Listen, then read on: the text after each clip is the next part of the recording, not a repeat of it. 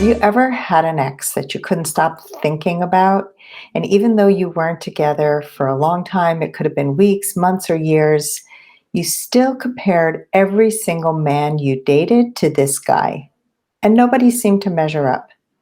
Why is it so hard to let go and move on, even when someone is not healthy for us? And I would say, especially when somebody is not healthy for us. Somebody dumped us, somebody didn't treat us well, but they were exciting. The sex was great, the chemistry was amazing.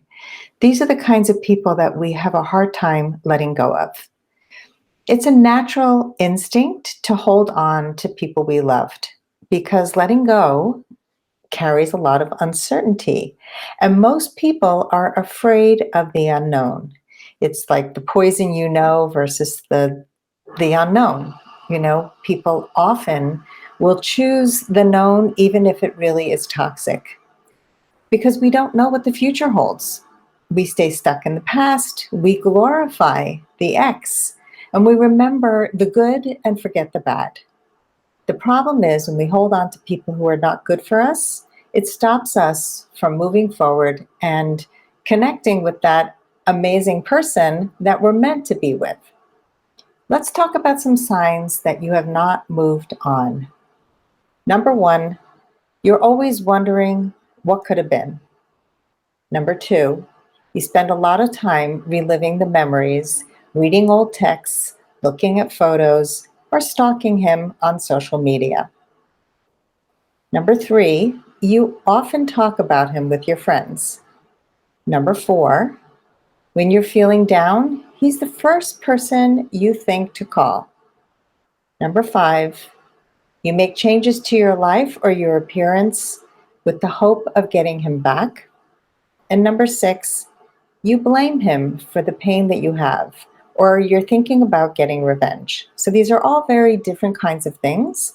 But if you have any of those signs, those are signs that you haven't moved on yet. Well, let's talk about how to let go. Step one, delete, delete, delete. In order to get over the ex, it is important to get over, to eliminate all contact points with them, unless it's a marriage and you have shared custody of your children. And that means delete texts, delete photos from your phone, block them on social media, and remove any memories you have of them from your house, your apartment, whatever. If you're not yet ready to delete all of his texts and photos, you can put them in a file on your computer and then delete them from your phone. You just want to get them out of sight, out of mind. This helps to start the healing process by delete, delete, delete. Number two, practice mindfulness. You are going to think about your ex. It's going to come in waves. And if you feel overcome by the need to reach out to him, to call him, to talk about him, take a pause. Focus on your breathing. If you meditate, it's a good idea to meditate until the craving for him subsides. You can also take a walk. Anything that's going to get your brain to switch gears, because within just a few minutes, you're going to feel much more centered and the intensity of that craving is going to go away. Step three, reclaim yourself. Think about a couple of things. What has been neglected in your life during that relationship, maybe even after that relationship? Reclaiming a strong self-concept, establishing who you are outside of that relationship is critical, and it's going to be enormously supportive of your recovery. So think about the parts of yourself that might have been pushed aside during that relationship. When you have identified those things, find ways to build and nurture them again. I remember after my divorce, there were so many parts of myself that I had put aside in order to try and make the relationship work. And so there were all these parts of me, and one of them was the part that became a life coach and then a dating coach, because that was a part that I had suppressed for so many years. Step four, focus on what did not work. And this is really crucial. After a breakup, it is very natural to remember the good times and forget the bad, especially if you got dumped and you were totally addicted and had a trauma attachment to this person. So instead of remembering the good times, do the opposite. Make a list of all the times that you did not feel respected, valued, seen, or heard. And then take that list and identified what this man did in order for you to feel that way. This is a very eye-opening exercise, and I've done this with clients who are trying to heal from a breakup.